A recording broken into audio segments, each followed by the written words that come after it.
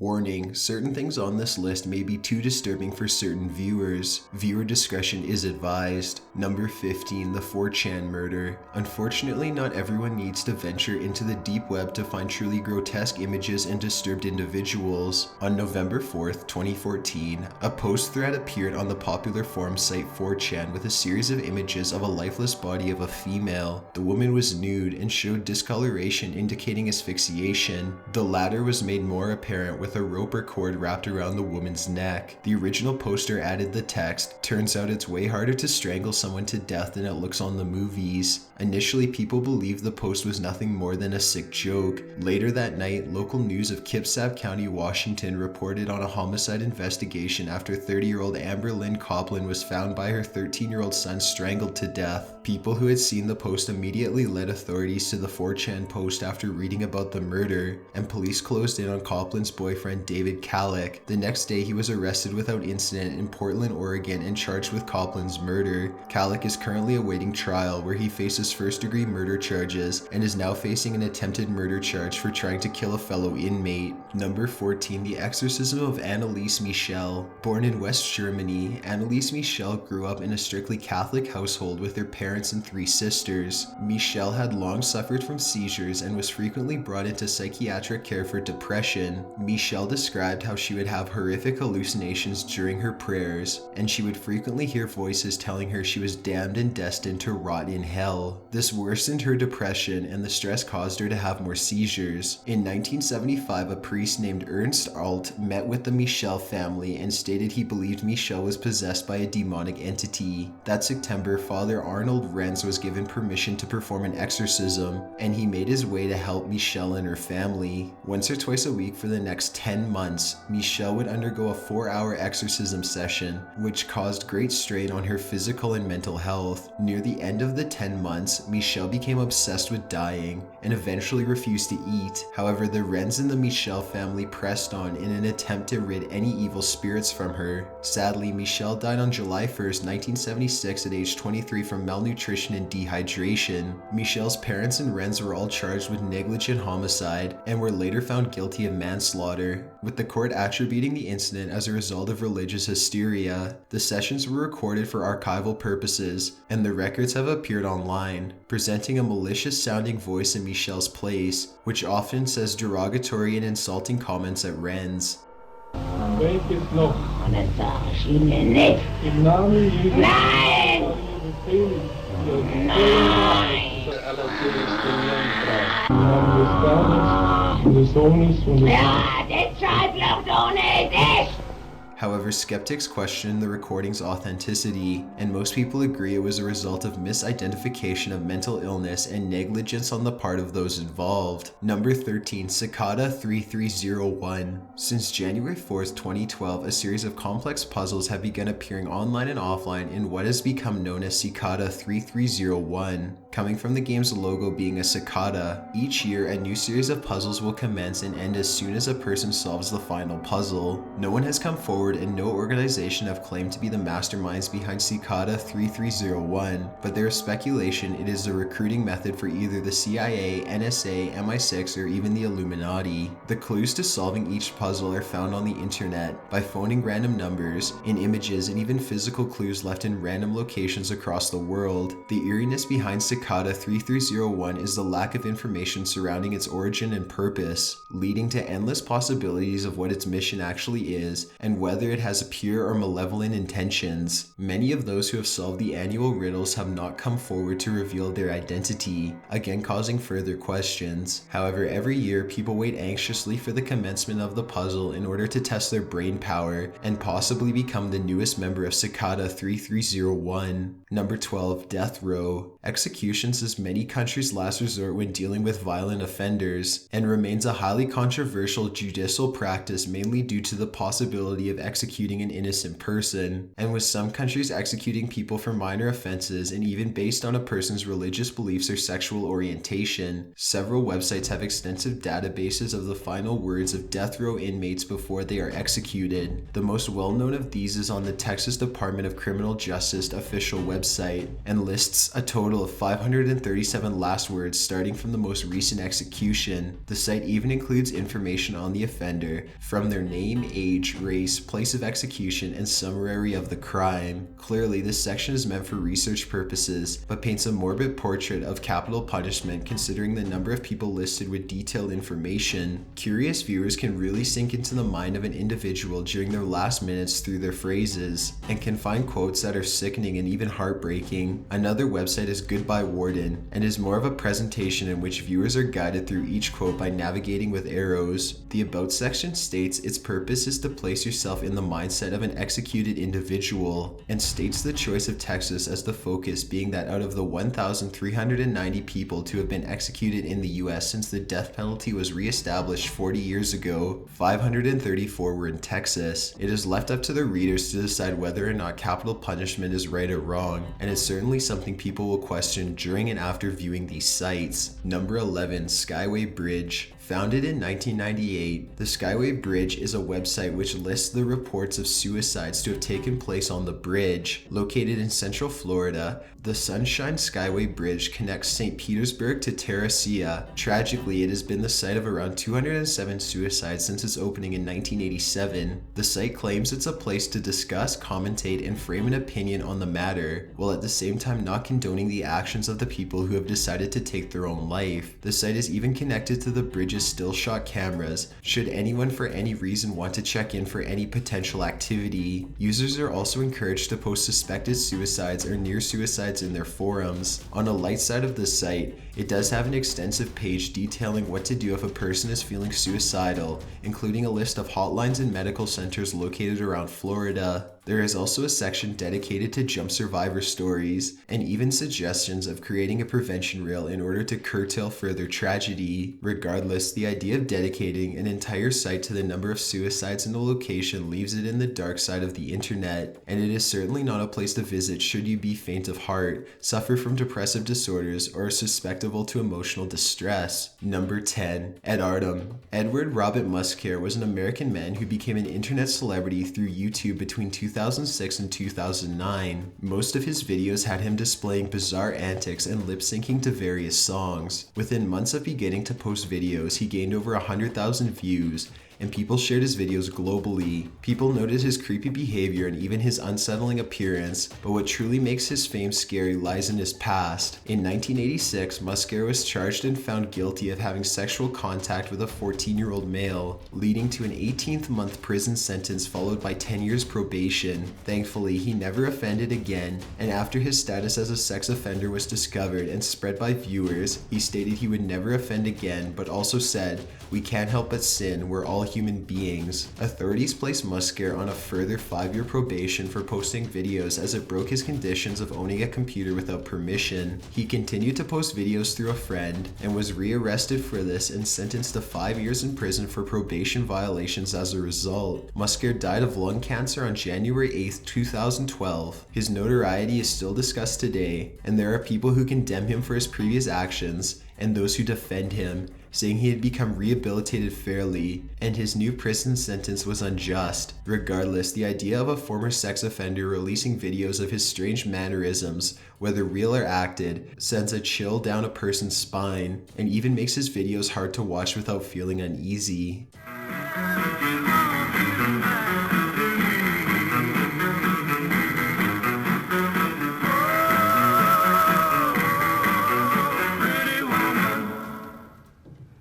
Bye-bye.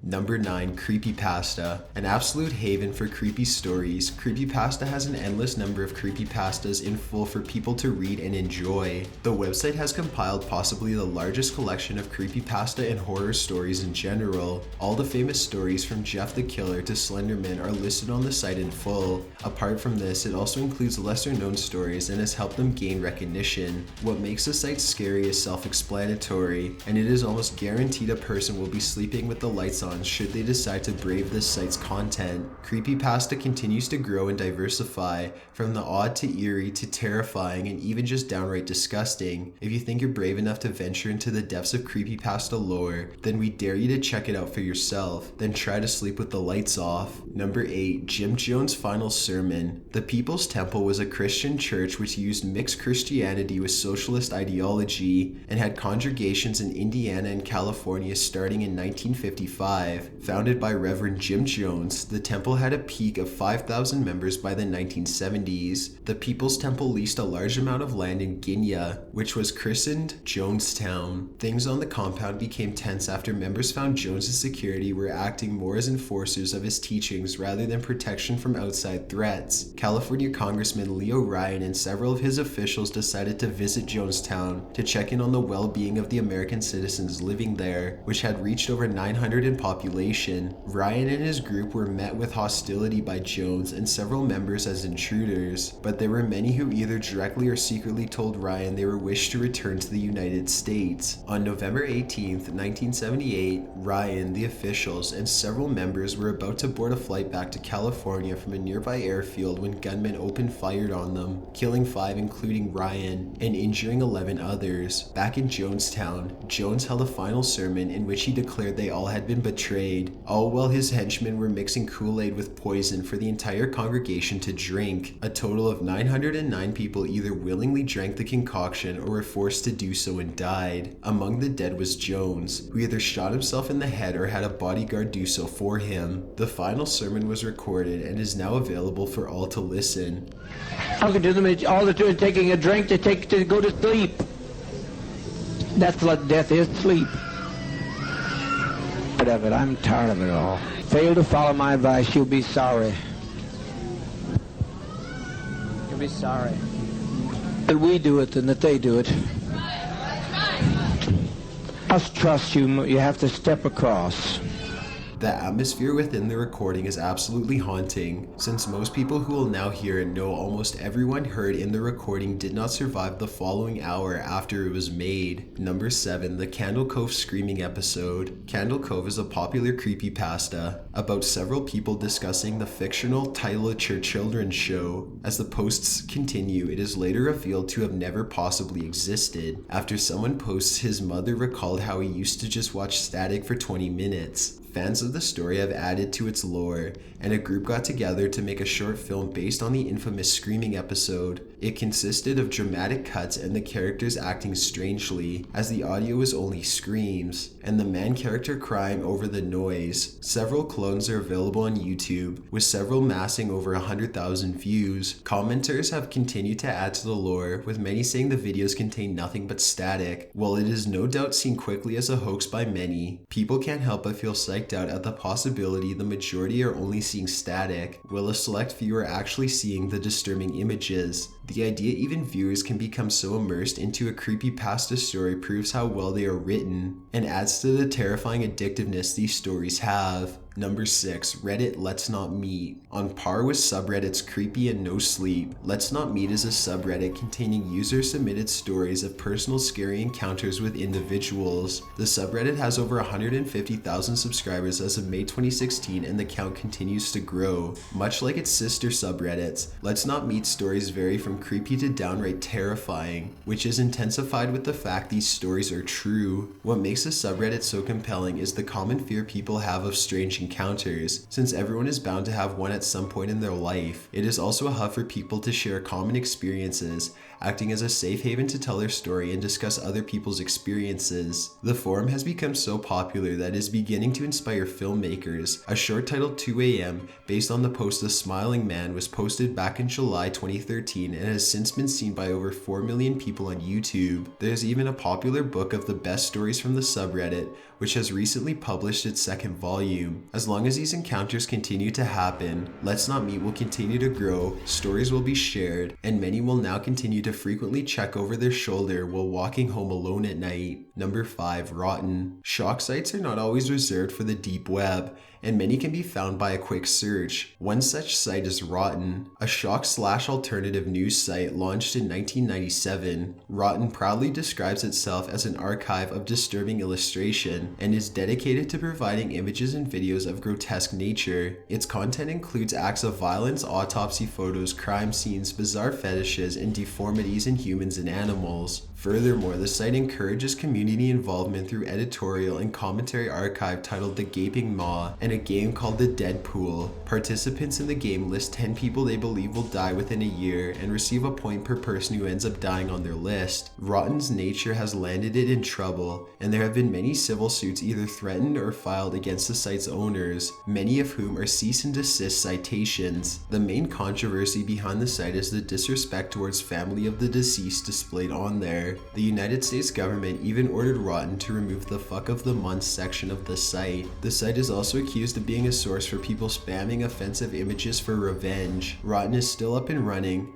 but not many updates have been made in its recent years, and its popularity has dropped since its peak traffic in the early to mid 2000s. Number 4, the Magnotta tapes. Back in May 2012, Canadians were shocked when a severed foot was delivered to Conservative Party headquarters in Ottawa. The same day, police intercepted a package addressed to the Liberal Party headquarters, and it was revealed to contain a severed hand. Immediately, an investigation was set up to determine the origin of the limbs and a motive, and they were linked to a dismembered torso found in a suitcase behind a Montreal apartment building. The investigation further led to a video that surfaced on the Best Gore website titled One Lunatic, One Pickaxe, which allegedly depicted the murder and dismemberment of a male individual. After extensive research, police named 29-year-old Luca Magnotta as the prime suspect, and an international arrest warrant was issued by Interpol. On June 4th, Magnotta was spotted at an internet cafe by a patron and reported to police. When he was arrested, he was found looking up new articles about his murders and the manhunt. He was returned to Canadian authorities and recently given a life sentence for first-degree murder, as well as being found guilty of publishing and mailing obscene material. The video One Lunatic, One Ice Pick has previously been noticed by concerned viewers, and a Montana authority attempted to have it taken down, but the case was dismissed due to the question of its authenticity. While most of the copies on the web have been removed, there are still copies out there people actively seek. For those curious enough to have found and watched the video, will have no doubt of the horrible feeling of regret that will linger over them for a long time. The crime remains one of Canada's most notorious, and the video will continue to haunt the internet for the foreseeable future. Number 3, plane crash info. For anyone looking for info on the communications aboard crashed airlines, there is a site which allows one to do so. Plane crash info has been an extensive list of the details of airliners that have crashed.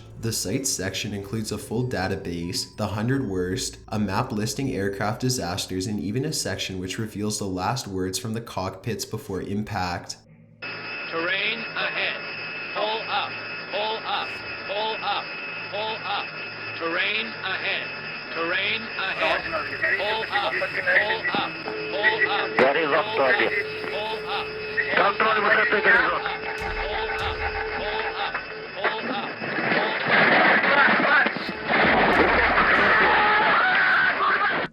While gaining notoriety for its content, the site's owners have stated in their disclaimer the site is used for general interest information and condemns its usage for any malicious intent. The database is so extensive it lists nearly every crash from 1920 to the current year, and the operators constantly update the site in order to add or correct information. The guestbook session has mostly positive comments about the site, with many crediting it as a reliable place for information and for sticking to facts as opposed to commentary on the incidents covered. However, the idea of having an extensive database of this magnitude does create a rather negative feeling of remorse for those lost, and many of the details and last words can stick in someone's head long after they turn off the computer. Number 2, Dene Propetrovisk Maniacs. An appropriate name for these two individuals, the Dene Propetrovisk Maniacs, were Ukrainian serial killers Viktor Sagno and Igor Sprunyuk. The duo would embark on several different crimes, including robbery and animal cruelty. Between June 25th and July 16, 2007, they murdered a total of 21 people. The two would take photos of their crimes, and many of them appeared on the internet for unsuspecting people to find. Videos even appeared of the murders, with one even showing the two desecrating a corpse of a man they had just murdered. Thankfully, the duo was apprehended by Ukrainian police on July 23rd, along with an accomplice, and all three were charged with 21 counts of first-degree murder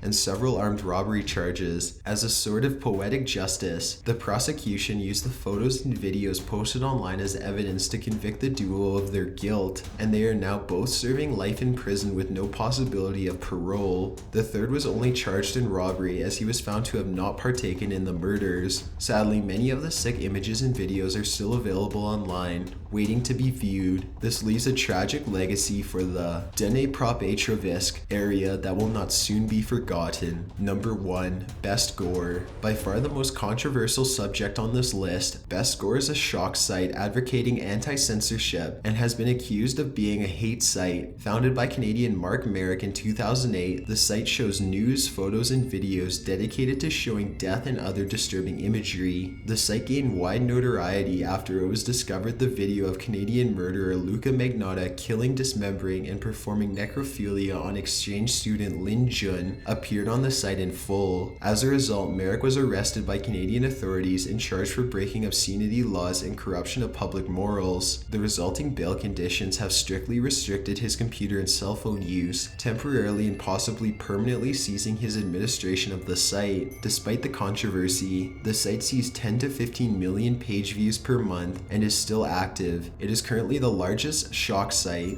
and has also become a haven for conspiracy theorists and Holocaust deniers. Despite the site's popularity, the controversy is even larger, and as of the upload of this video, Merrick is still awaiting a verdict in his court case, the ruling of which could lead to the extinction of Best Gore. Thanks for checking out this countdown. Be sure to subscribe as we upload new videos every week. It'd really mean a lot if you join the notification squad by clicking this gear button, checking this box, and then clicking save. See ya.